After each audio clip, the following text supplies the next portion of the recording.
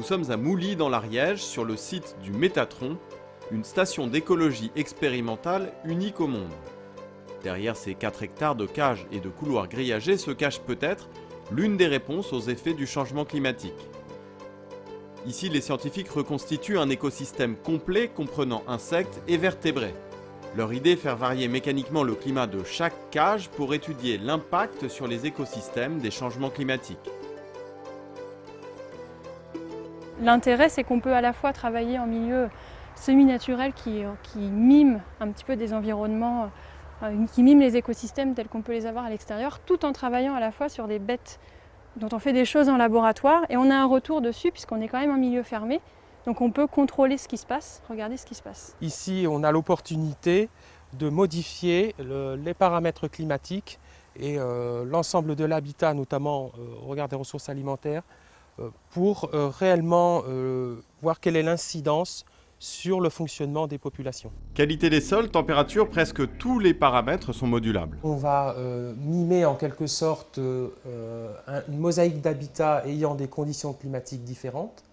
Et on va voir en fait quel est le choix des animaux. On va effectivement pouvoir simuler des conditions du réchauffement climatique, non seulement au regard de l'augmentation de la température, mais aussi l'hygrométrie. Ces cages à population permettent d'étayer les observations sur le terrain. Les insectes et vertébrés observés ici peuvent par exemple naviguer entre des écosystèmes riches et des écosystèmes dégradés. L'enjeu pour les scientifiques, recréer des situations qui à ce jour n'existent pas encore. Les premières manips ont commencé au printemps 2010. Un peu plus loin, sur le même site, les chercheurs du CNRS exploitent un autre milieu naturel reconstitué. Il s'agit cette fois d'une grotte dans laquelle est étudié le protée, un amphibien cavernicole qui peut vivre jusqu'à 100 ans. Les animaux donc, sont protégés habituellement donc, de la lumière puisqu'ils ne connaissent pas dans l'environnement naturel la lumière. Et on a reproduit ici, donc, dans des bassins d'élevage et d'expérimentation, leur environnement tel qu'on le connaît.